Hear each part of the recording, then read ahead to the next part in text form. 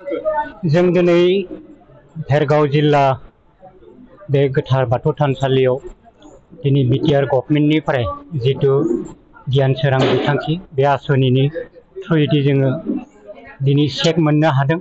10,000 रांनि चेक जों दौरि हान्जाफोरा मोननो हादों। दा बे चेकखौ मोननानै जों खोब गोजोननाय मोनदों। मानो होनब्ला जों बेबायदि आसनिनि गेजेरजों माब्लाबा बोसोराव जों बेबायदि चेकखौ मोननो हायाखैमोन। नाथाय दिनै भेरगाव जिल्ला दुलाराय बाथौ गौथुमनि हेफाजाबजों लोगोसे बिटिआर गभर्नमेन्टनि अननायनि गेजेरजों जों जितु दिनै 10,000 साफायाव 10,000 रां जों मोननो हादों। दा बेखौ मोननानै जों खोब गोजोननाय मोनदों। बिनि थाखाय आं भेरगाव जिल्ला दुलाराय बाथौ गौथुमनि मानिजाथाव बिबानगिरि बिथांमोनजों लोगोसे बिटिआर सरकारनि मानिजाथाव EM आरो चिफ बिथांमोननिसिम आं रोजा रोजा साबायखर बावनाय थाबाय। बयनिसिमबो खुलुमनाय थाबाय।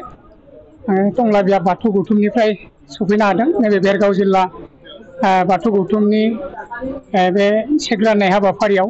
दा बे चेक राननाय हाबाफारिखौ जोबोद गोजोननाय मोनबाय। दा टंला बियाब बाथौ गौथुमनि जानानै 27 बोसोर बेबायदिहै हाबाफारिखौ मावफुंबोबाय आरो दिनैसिमबो दङ, इयुनावबो मावगोन। दा बे चेकखौ दिनै बे समाव मोननायनि थाखाय भेरगाव जिल्ला बाथौ गौथुमनि बिबानगिरि आरो बिटिआर सरकारनि CM प्रमद बर'निसिम जोंनि टंला बियाब बाथौ गौथुम दुलाराय बाथौ गौथुमनि जानानै आंनि गोसो गोरबोनि खुलुमनाय आरो साबायखर बावहरनानै आंनि गोजोननायखौ खुलुमबाय बयनिसिमबो। दिनै जों भेरगाव जिल्लानि बेंखनाव थानाय मोनबा बियाबनि जाय जितु दौरि अनसुंथाइ होनो गोनां बेखौ BTC गभर्नमेन्टनिफ्राय आलारि सोरां बिथांखिनि गेजेरजों दिनै बे चेकखौ जों राननाय जाबाय। बे राननाय बेलायाव जोंनि मोजाङै मोजां जाफुंलांदों। गतिके दुलाराय बाथौ गौथुमनिफ्राय बे भेरगाव जिल्ला आरो लोगोसे बियाबनि गासै दौरिफोरजों लोगोसे रायजो राजाफोरखौ जोंनिफ्राय जोबोद जोबोद साबायखर बावनाय थाबाय। मिरु आफादा दिनै जोंनि भेरगाव जिल्लानि दौरि बिथांमोननो